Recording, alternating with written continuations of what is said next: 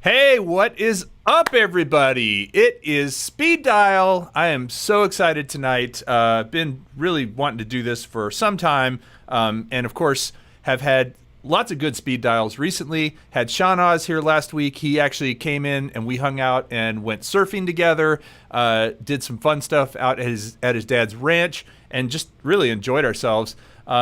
Man, everybody's getting super stoked for SpinUp. I had a nice little pop in my ticket sales the other day. I think I probably got to thank a few people, like Original Dobo, who is actually coming to it now, and producer Paul will be there with him, as well as the Fly for Fun show has been plugging it. A lot of shows have been plugging SpinUp. So thank you guys. I really appreciate that. But speaking of, tonight we have actually a guest who is going to be speaking at SpinUp. And you guys, I'm sure, already know who he is. If you don't, then you're going to be in for a treat for tonight. It is Aldryn from FLYT Path. Dude, hey. How are you? Oh, man. Really good. Really good. How you doing, Kelly? Awesome. You said that you are in San Diego, and so you've got gorgeous weather out there. So yeah. Make sure this stream is still going okay. And pretty much you just kind of get used to like every day being sunshine and no humidity, right? Yeah, pretty much. And we were talking earlier, and you know, you take it for granted. I take it for granted. I'm not going to lie. I was born and raised here, so you do take it for granted. And you just don't realize like how fortunate we are, you know, to have a beach right here and have, you know, it's low 80s right now, high 70s, and seeing what's going on in the rest of the world, definitely take it for granted. So I need to get out. I need to get outside. And what a great place to fly. You know, what a beautiful spot to do photography and video. I think I have to say, just a small amount of why your channel always looks so good is I think the location, right? You're in a spot where you can go, like you said, right to the beach. You have just that beautiful sunset going on, or sunrise, or, you know, whatever you want to do. But yeah, I mean, that is so much of it. Do you find San Diego is it pretty easy to find places to fly, or is it getting more crowded and more difficult to fly? Oh man, yeah, I mean, it's definitely getting more crowded. There's definitely a lot of places that you can go and fly. San Diego is just known as a military town, you know, so that's the problem. Is every 5 or 10 miles you'll hit a little airport or a small little commuter, you know, place that it'll show up on your radar. But I mean, for the most part, you can find a bunch of patches to fly, and of course the beaches are still pretty good as long as you go super early or later in the evening and, you know, stay away from people. So yeah, I mean, there's definitely places to go, but no, it is locked down. You pull up San Diego on the map on the, you know, one of the maps, and it's just circles everywhere. Well, yeah, and like Camp Pendleton's out there, right? I mean, yeah. there's a bunch of like you said, marine bases and you know, low flying aircraft. But that's the thing too, is like you said, if you go at a certain time, like out to the beach, I found that for me, if I'm going to go to like Old Settlers Park, which is a great place to fly here in town, if I go there on a weekday, especially early in the morning on a weekday, there's nobody there. There's a few joggers, but and I want to give a quick shout out real quick to Francis, who just joined the flight crew. Thank you so much, Francis, for becoming a member of the flight crew. That's awesome. I haven't had a person join during a live stream in a while, so that really makes me happy. So, Aldryn, as far as you and I met, gosh, I guess 4 years ago, 2018. Out at that DJI event, and I gotta say, you are my guidepost as far as somebody who has built a channel, built it fast. You've been growing like crazy. And I know you do more than just drones. I mean, you do a lot of drone stuff, but you're also a professional photographer, cinematographer. Tell me about some of the other things that you cover on Flight Path.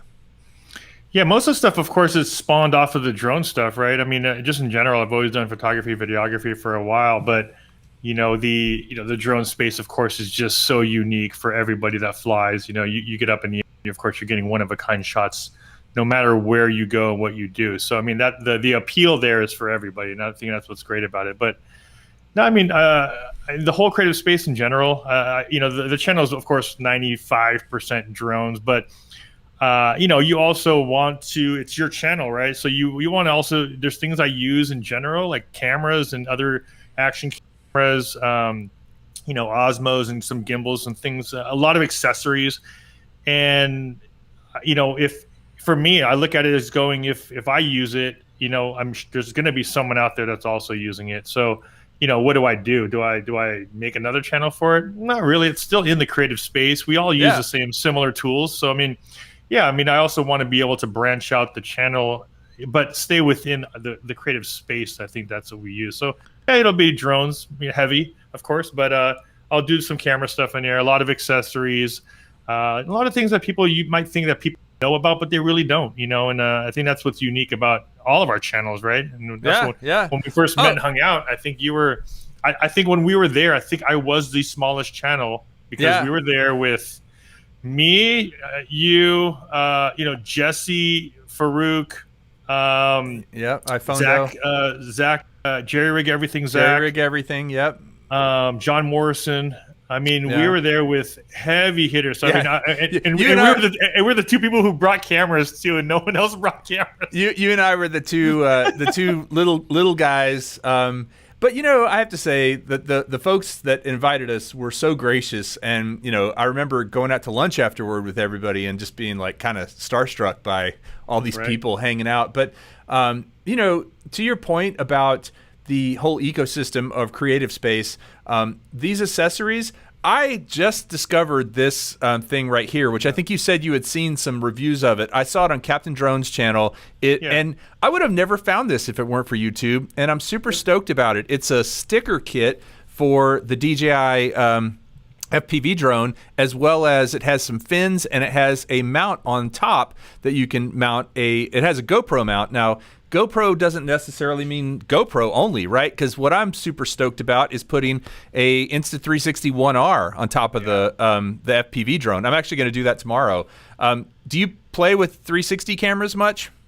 Oh, love it. Insta360 One X2, by far my favorite.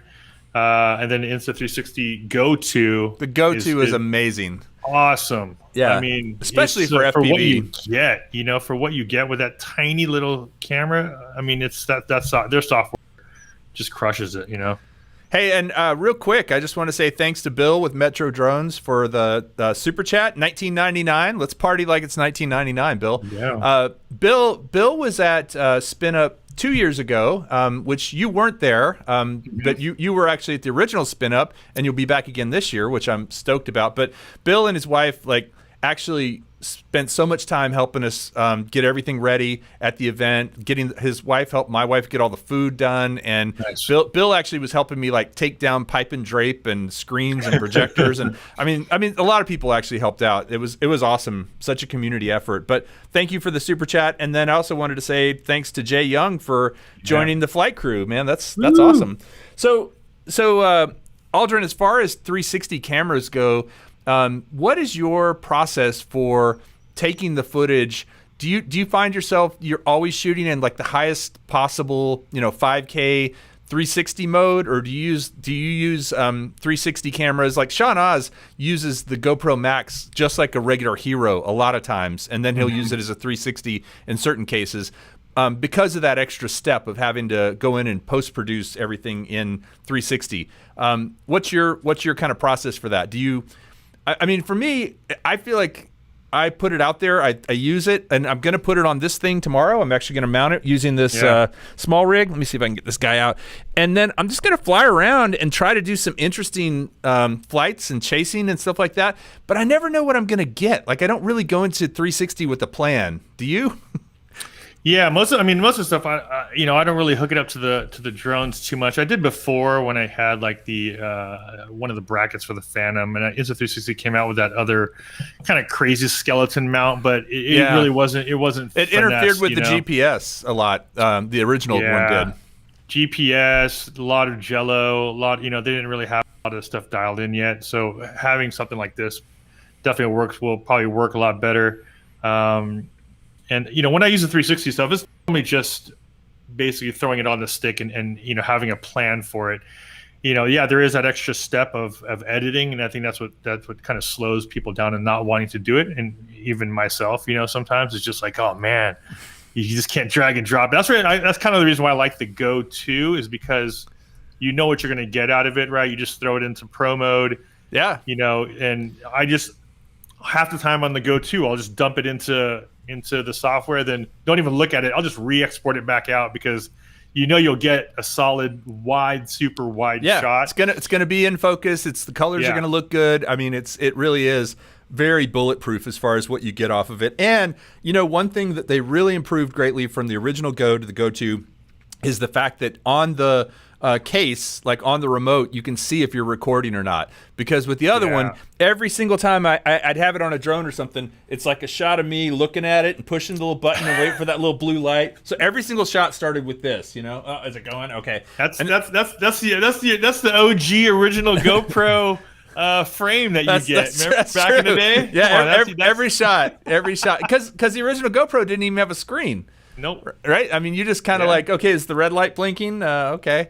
And then you add to that, like the original Phantom didn't have a gimbal. So you're throwing like a GoPro Hero 3 onto a Phantom 1 with no gimbal, and then you're just trying to fly as smooth as possible. I remember those days. Whew.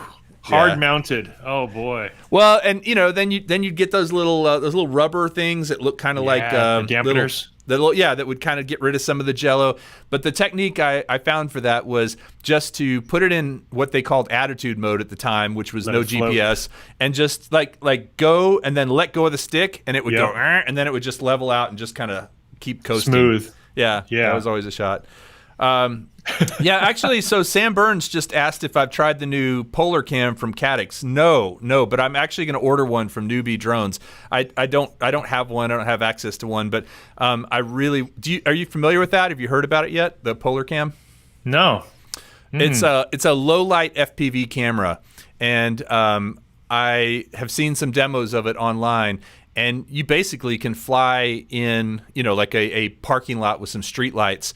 You can fly FPV pretty well. It does. It just seems to absorb a lot of light, like collect a lot of light, makes the sky, instead of black, it turns kind of gray, and you can just see details of things. It's more, it's not really. There's a lot of software-based stuff, or is it, is there a larger sensor in the camera, or is it mostly just some sort of digital software? It's probably software. It's still a tiny little camera, and you can connect it to the original air unit. The air unit they put in the FPVs. So you can connect it to an air unit or the smaller Vista unit. Now, Caddx, I don't know how much you're into all this, but Caddx started making all the DJI air units and Vista units. They're the ones that go in digital FPV, not this guy, but this is using OcuSync. But and so the Polar Pro, it's or not Polar Pro, the Polar night camera. It just, you should go check it out. It looks like a lot of fun. Speaking of FPV, now I don't think you flew a lot of FPV until this thing came out, did you?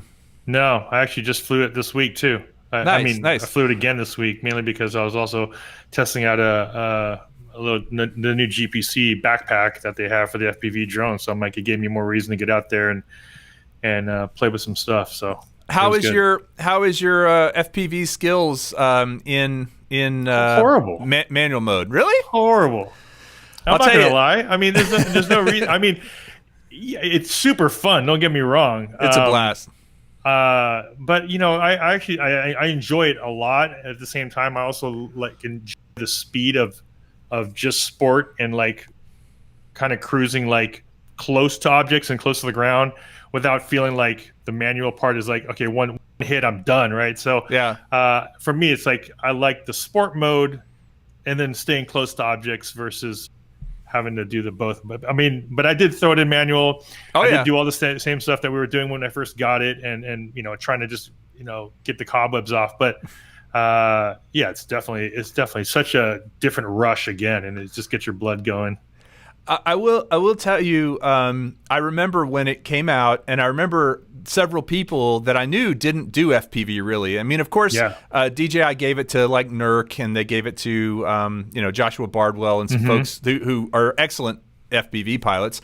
And then they gave it to a lot of us traditional camera drone pilots, you know, and I probably had a little bit more FPV experience than you or like Farouk at the time. But I remember watching Farouk's video, and the first time he did a loop, you know, or did a flip, he was just so like, oh my God, it went, you know, he was kind of freaking out about it. And same thing, I mean, it really is, and we've had this discussion many times, but we've had a lot of conversations with people about the fact that it is a gateway. It is a way for people who fly camera drones to be able to take that step and go from stabilized to sport mode to true, you know, acro manual mode. And I would say, you know, for you, you got to force yourself to do it, you know, and you'll find it's, even though sport mode is a lot of fun, I agree. You'll find that once you get out of it, the freedom you have when there's nothing trying to level you, and you're just, I mean, it really, it's like you don't realize it until you get comfortable with it, how much stabilization is actually holding you back.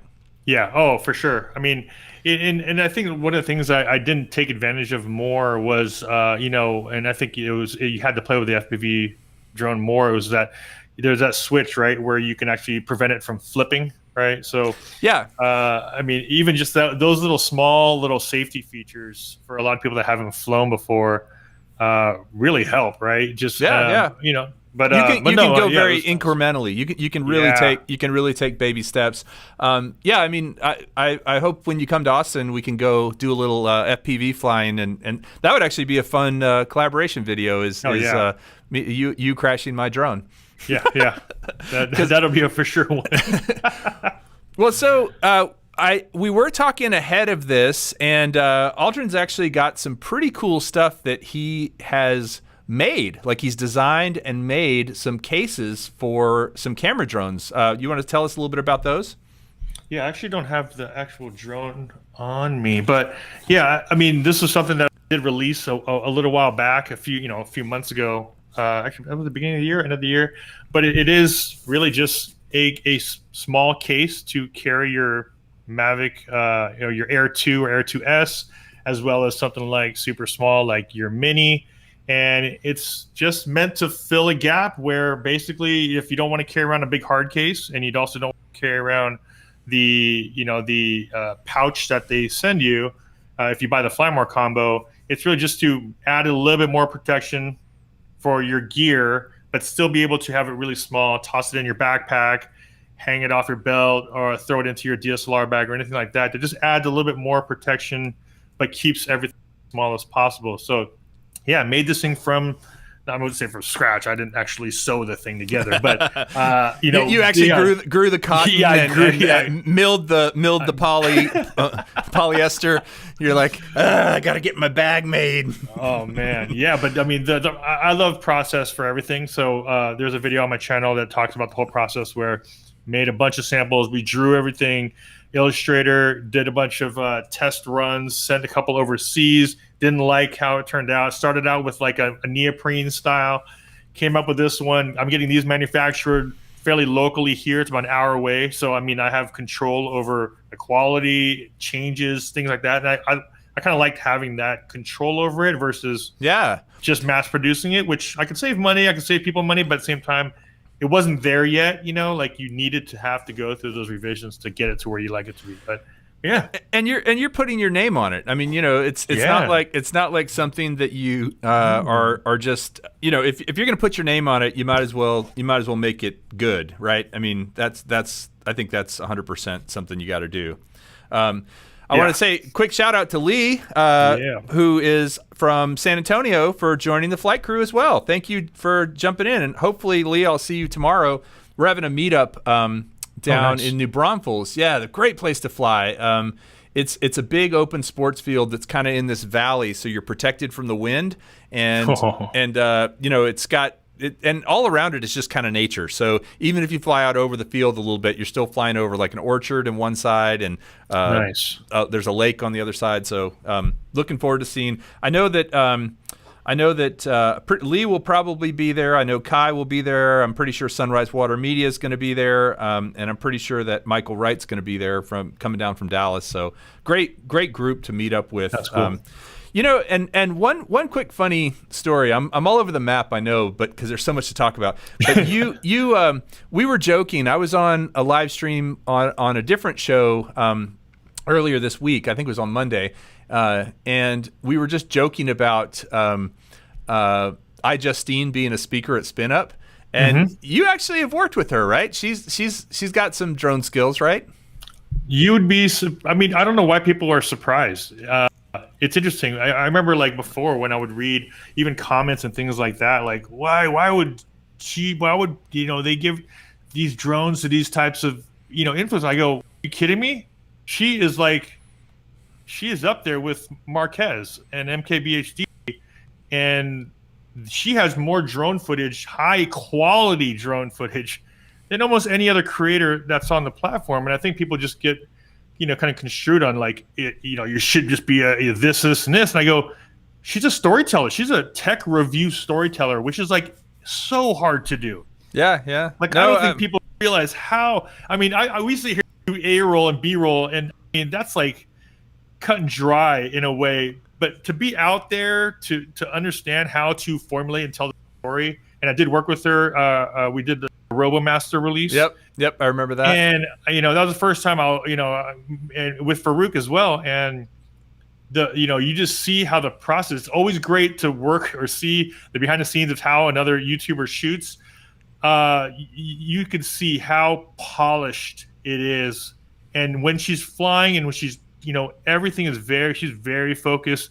It's not like she's just doing it for the camera.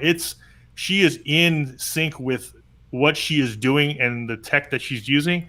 Super impressed. Like you have to really see it, and it's one of she's those things legit.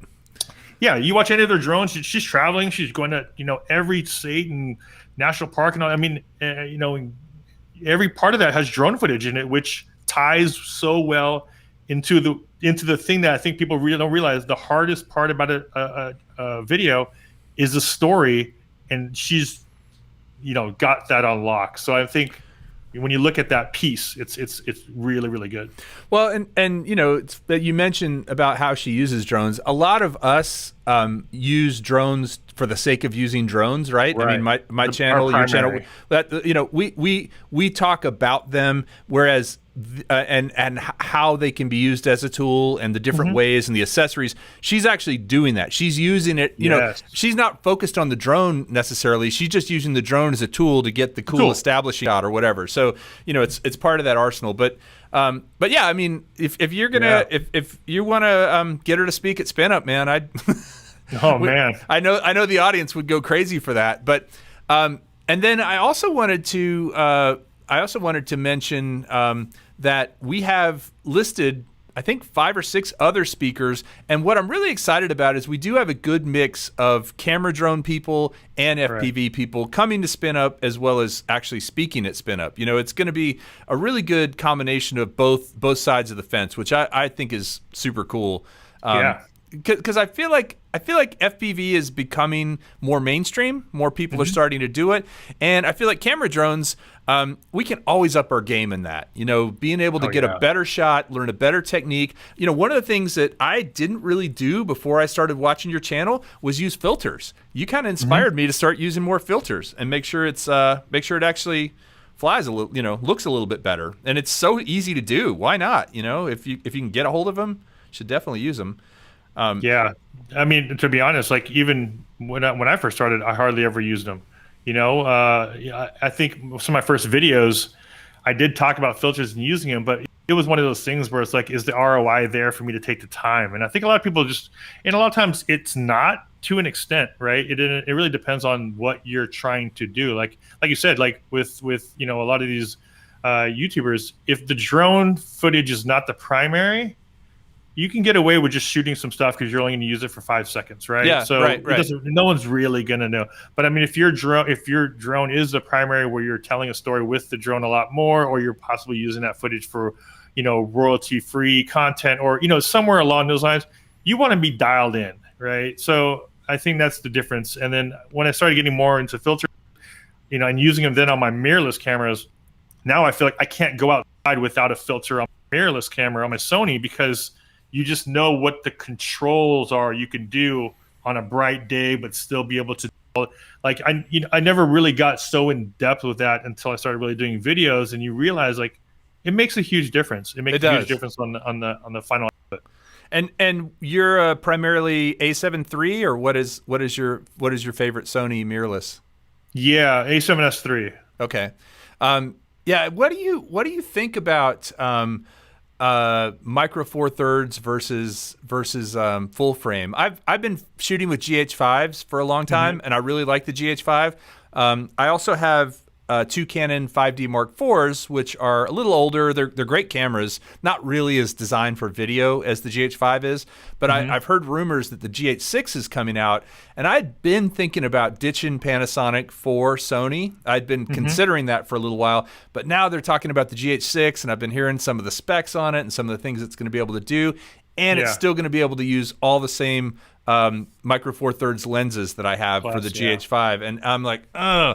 And then I actually heard Nurk talking to Original Dobo on his show about the Panasonic. It's like a little box camera. Have you seen that? It's just a little box, and you put the lens on it. I'm not even sure how you focus the thing. Like, I don't know if those box cameras were actually super old school too. Those Z cams came out. I think, like, I swear I saw those at CES like 10 years ago or something. Whatever it was. But they're making its way smaller and smaller, and now they're making their way onto drones, which is super awesome. Yeah, for a drone, the smaller footprint and the I mean, it's kind of like having a higher quality GoPro. It's just something you can just put on. I guess you just set the lens to infinity focus and just go. I mean, I don't know. I'm not sure how all that works, but again, I am really stoked about being able to put a Insta360 on this guy and fly it tomorrow. I was also going to show you too.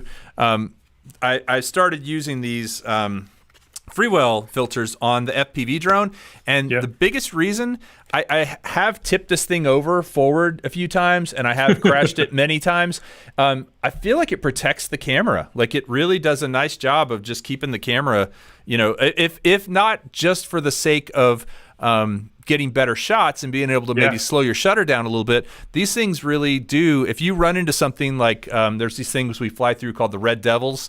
They're red metal things, kind of like used for exercise, and they're perfect. Like, they have nice little gaps in them, but this thing's got little red marks all over it from hitting that. Yeah. Well, so those bags, you have your logo on them, right? Yeah. And so you have one for the Air 2S. And you have one for the Mini, correct? Yep. Okay. And we're going to do a little contest to see who's going to win it.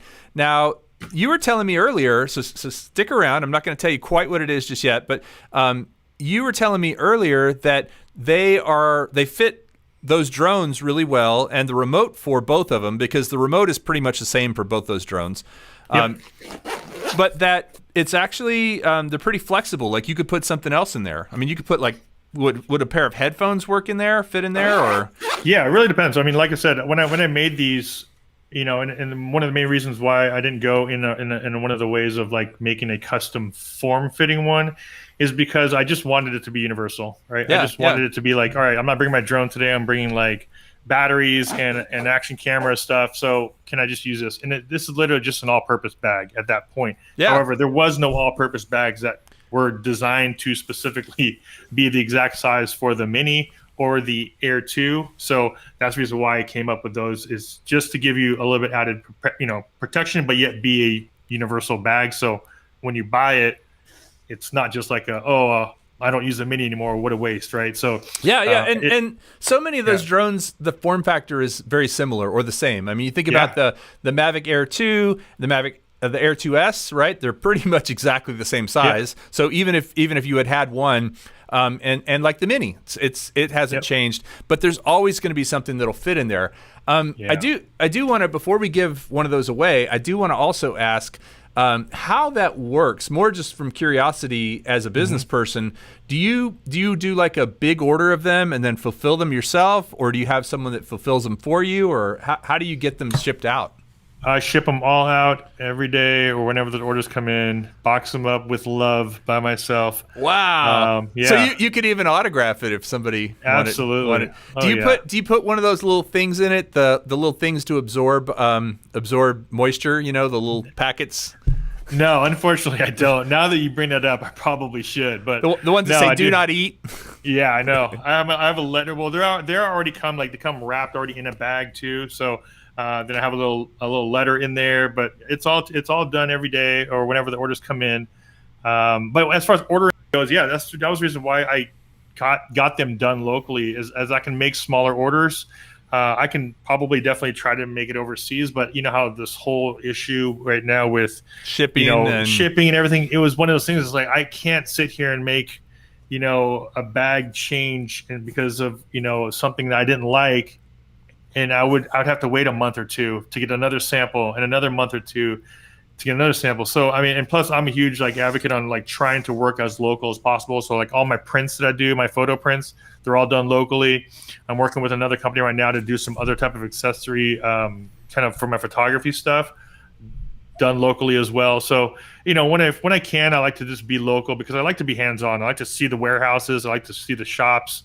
And when I did the video on this thing, I took you guys with me to the manufacturer to see how it's being done, because just like everything, I like the process. So I will watch that.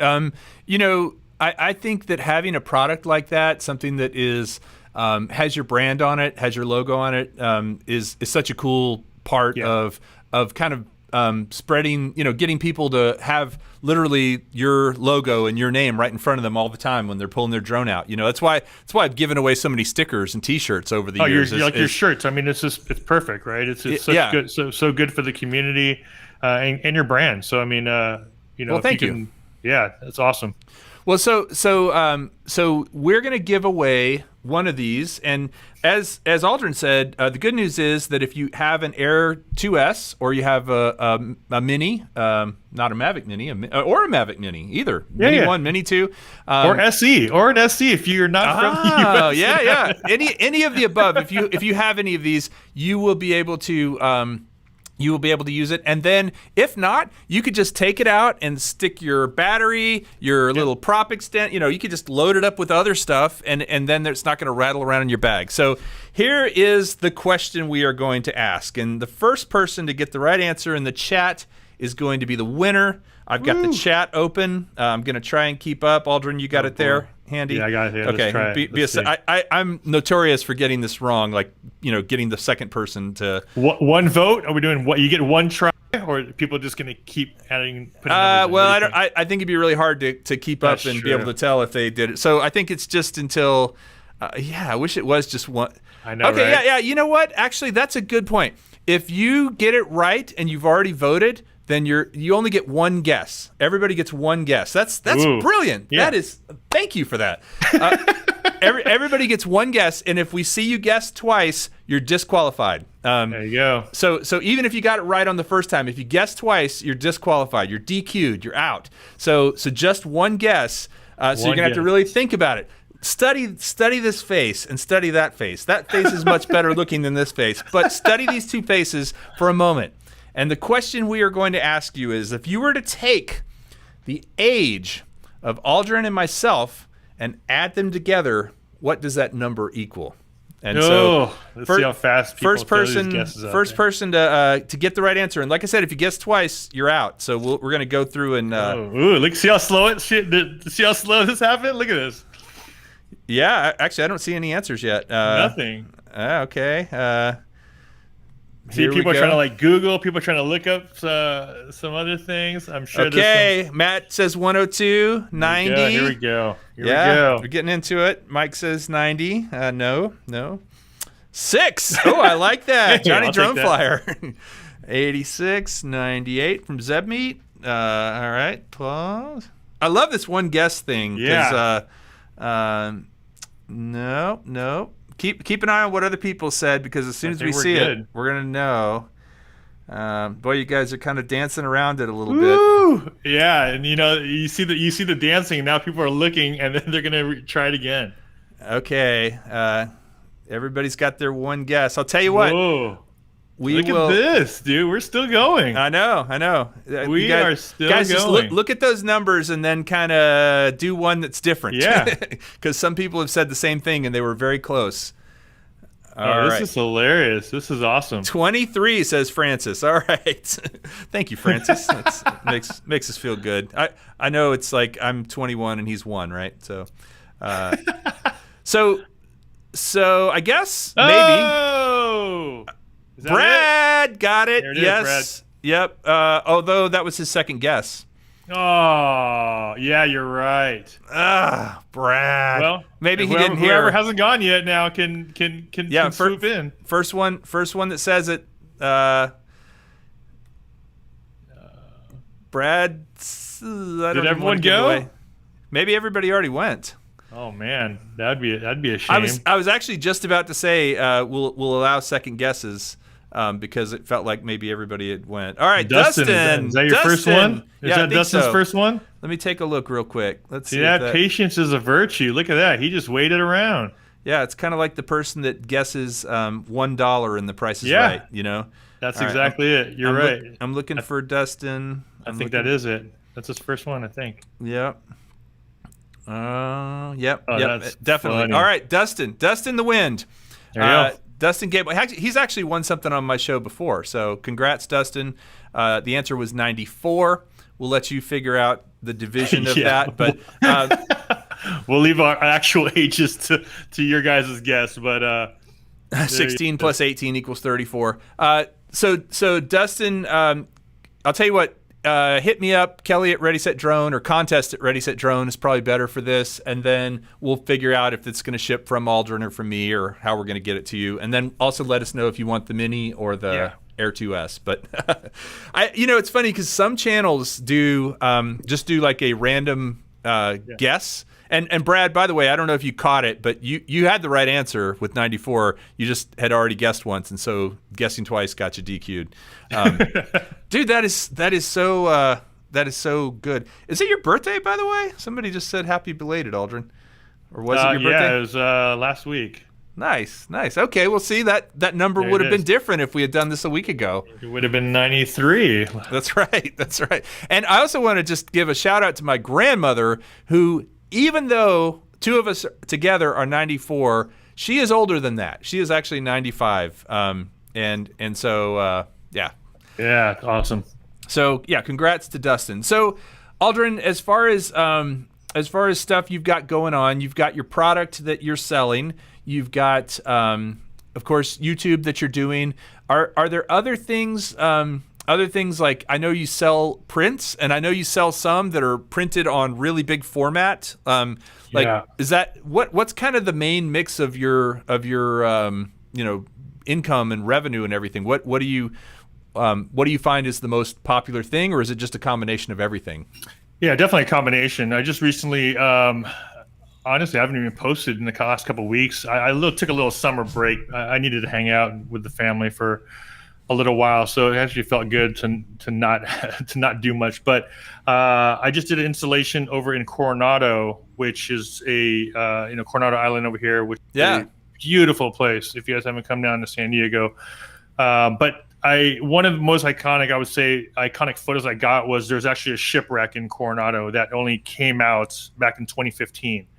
It's right on the shore. They crashed in 2014, or it was no, it crashed like revealed 80 years ago. Yeah, 80 years ago, it like went up ashore and then 80? just sunk. Yeah, 80. Whoa! And it only would come up if the forces have to come together. So last time it came up, it was back in 2010, but it only showed the top of the ship. Wow! And it's literally on the shore, which is crazy. Like if you go there today, you can just walk out, and on a low tide day, you could probably step on it, but it's under the water. What kind of ship? It's called the SS Monte Carlo, and back in the 80 years ago, it was actually like a gambling ship that was docked 3 miles away, where it was somewhat legal to do that because you weren't on shore. But big storm hit, knocked it out, brushed ashore, sank, or just over time kept going down. And in 2015, we had the El Nino storms here, so it pulled about 2 or 3 feet of sand away from the shore. And then we also had a very, very low tide, which, like I said, all these things had to have come together. And then during that time, the top of the ship was exposed about a foot or two. And that was and I had the Inspire, had the Phantom, so I brought both of them out there. The problem is it was also near like a naval base, but luckily enough, if you go early in the morning, you're able to, somewhat fly. And this was also, 6-7 years ago. So, it wasn't as I would say restricted as it was now, because it was a Phantom, so there was no restrictions in the app. But yeah, it's print installations is actually one of the things I love doing, because if you haven't print your stuff before, it just gives you a different feeling of as a photographer to see something blown up. And I'm not talking 8x10s. Try blowing up just even one of your photos in like a 2 or 3 foot by whatever, 2 or 3 foot, 40 by 60 or something like that. Even if it's on a metal, it just gives you another sense of appreciation for the art of printing. Yeah, so, and you do print onto metal. I've seen that. What is that? What is that? The advantage of that aside from durability? I mean, is it just looks different? I don't normally print on acrylic. Acrylic for me is probably my favorite. Metals are really good too, but metals are great because it's basically infused into the metal, so it actually does work really well in sun. You can wipe it down, but I love acrylic because the photo sits in between an 1/8 or 1/4 inch acrylic and the dye bond, so you get like that. It's basically like when you walk into like a Peter Lick gallery or a Nat Geo gallery and you see that type of print, it's pretty much exactly like those styles. It just has so much vibrancy and depth to the photo. So yeah, I highly recommend it. I've definitely seen, I mean, it seems like printing is becoming more, there's more innovation happening in it. Everything isn't paper these days. I mean, you've got things like Sintra and foam core and acrylic and metal that you can print onto. I think people print onto glass. Isn't that similar concept? You don't get as much vibrancy by printing on glass, of course. But so for me, I think still acrylic, it's called face mount acrylic, is normally what I would always do for most of my clients. So I know that you also, last time you spoke in 2018 at the original SpinUp, you talked, one of the things I found the most fascinating about your presentation was you were talking about how to do panoramas vertically. And I had never thought about doing a panorama vertically, like, to actually, instead of going like this, go like this and get this whole kind of vision for that. Are you finding that some of the new automated flight features, and I guess they're some of them are designed for video, but some of them are designed for photography. Have you played much with some of those, really wide panoramas you can do in the DJI app? Oh yeah, definitely. I think it's a really good option for a lot of people, and I think if you haven't done it before, definitely experiment with it. But there's an interesting dynamic on how to use them too, because people think like if I just do it, yes, it shoots a super wide shot, but then kind of old school ways, right? Before we used to do it. You had to stitch it together yourself. Stitch them together, yeah. And Yeah, it would give yeah. you that kind of warping feeling, but you still get that to an extent. But I think now you just have to understand distance away from subject and things like that, that take some time as a photographer to figure out where that happy medium is how far should I be? So you see less warping, you can see less distortion, because anytime you're like too close to an object, or like you say you want to like do a wide panoramic of like a pier, if you're like too close to the pier and you shoot it, it's gonna, you're gonna get that. It's gonna like look like it goes off in different directions. You know, it's not gonna look straight. Yeah, I know what you're saying. And back then we used to get away with it because no matter what, it was just always unique. But nowadays you're like, all right, it doesn't look as, you could do as better. Cool, yeah. So the features are great. It's just you just have to like, experiment with distance away. So I mean, I do think you and I will be talking obviously before SpinUp, but guys, this is the kind of thing that you'll learn. You've got people like Aldryn who are experts in, and again, if you've seen his prints or seen his photography, it is really impressive, especially the drone stuff. But he's going to teach that kind of stuff. It may not specifically be panoramics, but I know from the last time we talked, a lot has changed. Or the last time you spoke at SpinUp, a lot has changed.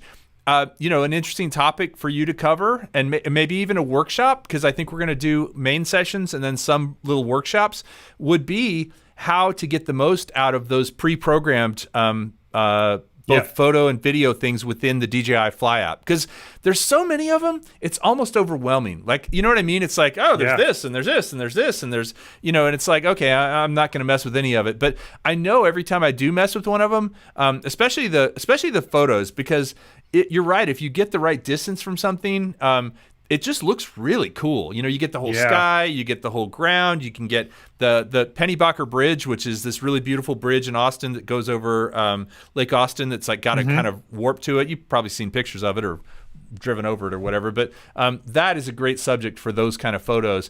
But I have found that a lot of it has to do with the time of day, has to do with what kind of filter I have on my lens, like, if the sky really pops, and then also how far I am from it, whether I'm up close or quite a ways back. So one of the topics I do want to touch on, and I think I might have touched on it like just on a couple of slides at that first presentation, but one of my favorite things still to do is long exposure photography with the drone. Yes. So I definitely want to have that as a nice piece in there to experiment with, because I think a lot of things that most people that have the stuff that's in the app is out of the box, right? But I think I'd love to just speak with the audience a little bit more about the long exposure stuff and some of the things I've learned over doing it for a little while now. And same thing, distance is a big deal. The time of day you're going out, what type of filters you use. And I think when I hear a lot of feedback from people that have watched the videos, a lot of people get really excited and they'll tag me on Instagram and saying like they learned it, and I'm like, oh, dude, that is awesome, because it's really cool to see some of these photos that people are getting with them.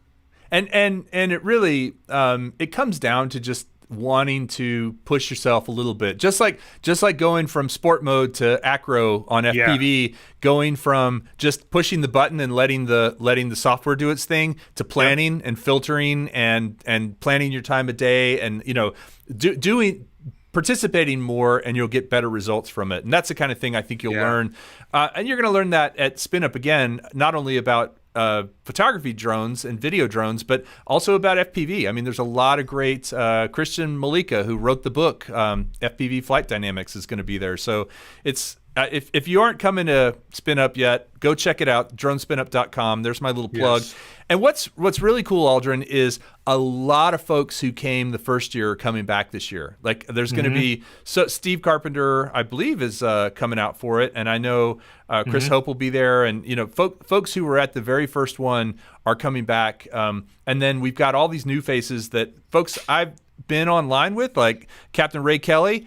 I've been spending a lot of time online with him. Never met him in person. Looking so forward to it, and Matt Cundiff and it's just when the first one we was at, I think who else was there? Rick from Drone Valley was there. Yep. Billy Kyle was there. Billy was there. Gary from Everyday Dad was there. Yep. Ken Herron. Ken Herron. I mean, it was original Dobo. Yeah, it was interesting. Yeah, it was super fun. Yeah. Ed Ricker. One of my all-time favorite photos, not just drone photos, but like ever is the Doc Murdoch. He's been to every one. He's coming.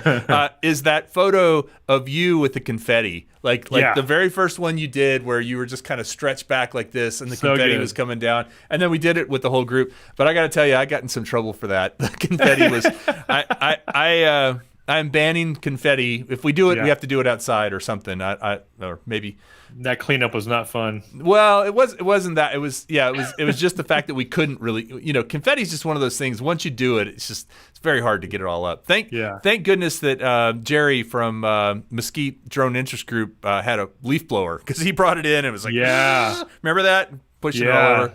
Anyway, it was a good time. Aldrin's going to be there. So many people in the chat are going to be there, and I think as I just noticed with Audi Overbeek was at the first one.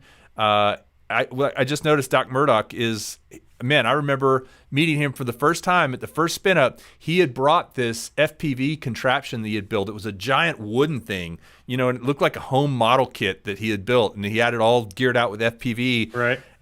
And since then, I've gotten to know him, and I've learned so much about FPV and signal transmission and how we're able to get better reception through just simple things like antenna position and stuff like that. It's been really fascinating to learn. But he's also into the camera drones. He bought his wife the Evo 2. So, man.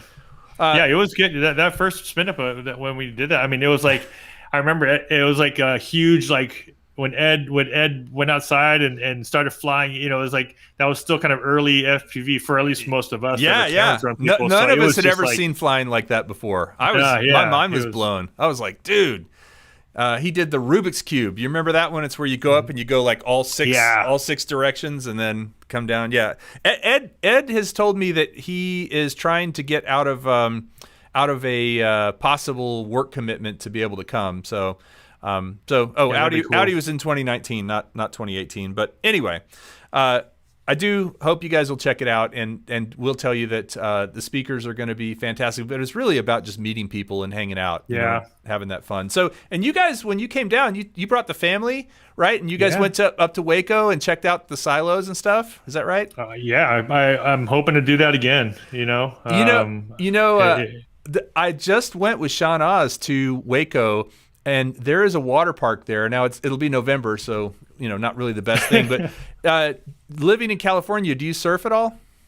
I used to a lot, way back in the day. Ever since, but it's been a while. So I went out last weekend with Sean Oz to this water park, and it has there's wave pools. Those have been around for a long time at water parks, where it just kind of gives you the rollers. This creates, it's kind of shaped like a big cone. And the waves come from the center, and they go out and they break, and they're big. And Sean used to live in California. He lived in LA area, and he used to surf there. Hadn't surfed in 15 years, and got up and rode some waves at this place, and just had a blast doing it. That's awesome. I did not. Parks. But I actually got to fly my drone and get some good footage of him, and I'm not showing it yet because he's releasing that video. It was for his channel. But the thing I'm most excited about is going back there with my son and the two of us taking a lesson. Like, I've never surfed before, and so it's one of those things. Like, I've snowboarded, I've skateboarded, I've wake surfed, I've you'll be fine. Wake skated. I mean, I've done all those things. I just want to get up on a longboard and just feel it. It's one of those things that I've just always thought would be an amazing sensation. When did you do it? Did you do it in San Diego, like out when you were younger? Yeah, this was. I mean, I used to do it back. I mean, my younger years. But now I enjoy just watching the kids, ride their little sponges. So little boogie boards. Yeah. Did you ever do skimboarding? I can never get into it. I tried it so many times, and I could never get it to a point. I think I just gave up. I used to do that. Was the one thing, because Galveston. So we used to go to Galveston and Corpus Christi and Padre, like all the Texas beaches. Texas beaches are nothing like Cal. Have you ever been to a Texas beach? It's not that great. No, I haven't.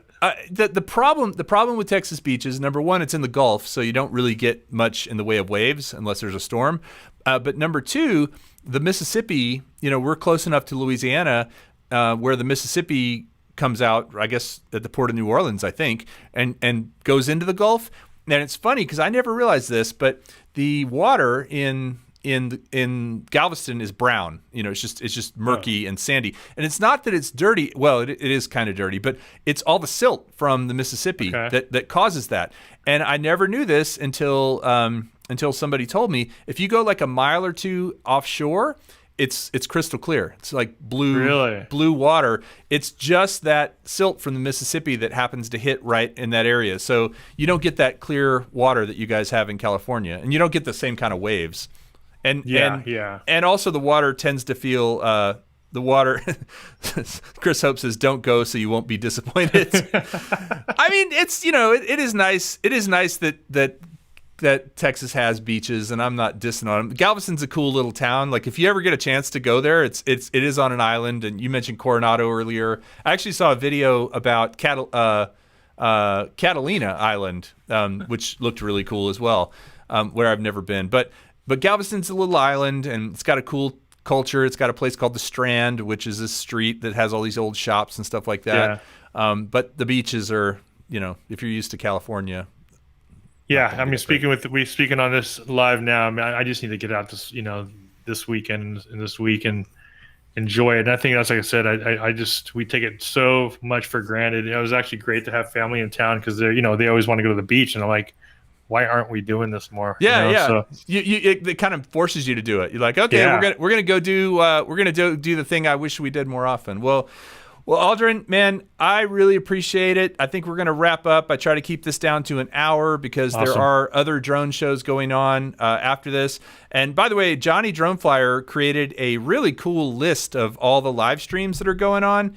And it's pretty cool to see. There's like 2 or 3 every night, but we all try to, jump in each other's streams and not promote one another. So I know Oz by Drone happens this evening as well. Over in Australia. But man, I am super stoked about you coming to Austin. Let me know once, we can talk about your travel plans and stuff, but if we get a chance to go out and do a little flying either before or after, that would be awesome. Yes. There's actually a place in Waco called Cameron Park that would be a great place to fly. So nice. Yeah, I actually took some photos of the silos over at the Chip and Joanna silos. When I was there a few years ago. So probably won't do it now, but it's they're pretty well known in that area, and Waco's growing like crazy. But anyway, I mean, if you enjoy going to Waco, there's a lot cooler places too, like San Antonio, honestly. But guys, thank you so much for joining. Aldryn, again, a pleasure to have you here tonight. Always.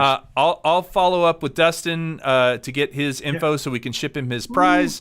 And if you guys get a chance, I've got Troy from Quad Standard Labs next Friday. Troy builds custom FPV drones, and a lot of folks I know in the community buys from him here in Austin. By the way, if Aldryn, if you ever want to get a custom built FPV, you're just itching to get a 6S and send her and break something, he's your guy. We're good. But no, I'll have him on next week, and then more updates about SpinUp. And one last thing about SpinUp too. If you can't come, it will be live streamed, and there's no charge to watch it. You can join the live stream the day of, and we're going to really try to have the folks in the live stream be able to ask questions, be able to put the comments up on a screen so we can read them in real time as it goes throughout the day, all that kind of stuff. I think it'll make it a lot more interactive, so I'm excited about that. Yeah, for those that can make it, like you said, I think we'll probably talk about some photo technique stuff. I think, for me, that's one of my favorite areas to kind of do. So talk about just opportunities around that, some of the print stuff, and just give a little more detail. I think a lot of people don't really talk about actually printing, and that's something that I definitely have a big passion for. So change it up, right? I mean, there's definitely a lot of things we could talk about, and hopefully I'll be able to bring some of those things again to this session. Yeah, raising our game in every level with photography, video, FPV, flying, all that stuff. By the way, if you haven't already subscribed, it's I've got the link down below. I think it's youtube.com/theflightpath. Is that still the flight path? Yeah. Takes you there. Unfortunately, the flight path was taken from some DJ. Took it from me. Ah, man. Actually, I think Flight Path. I think there's a place like a shoe store in New York called the Flight Path as well. But they spell it different. But anyway, Aldryn, great catching up with you. Everybody, stay safe out there. Thanks for all the new members who joined the flight crew. You guys are awesome. We will see you next week, and you guys take care of yourselves. I'm going to leave you with the song, with the famous Ready Set Drone song here, so that you can all get into it. So let's do it here. Adios.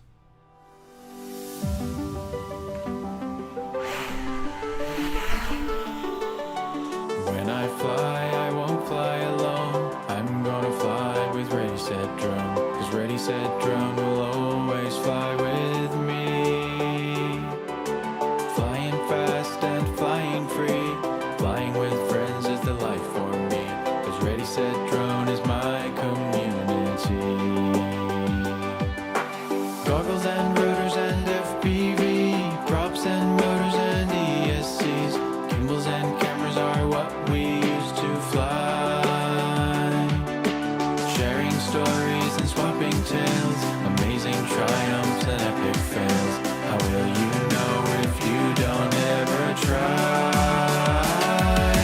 Ready, set, drone, spin up your props and plug in your phone.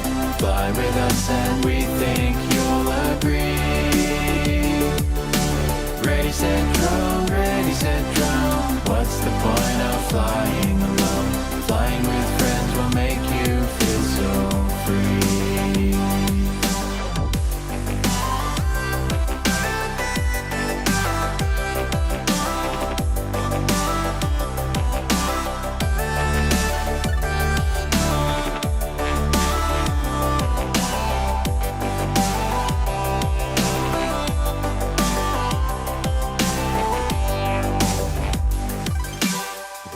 Fly, I won't fly alone. I'm gonna fly with Ready Set Drone, 'cause Ready Set Drone will always fly with me.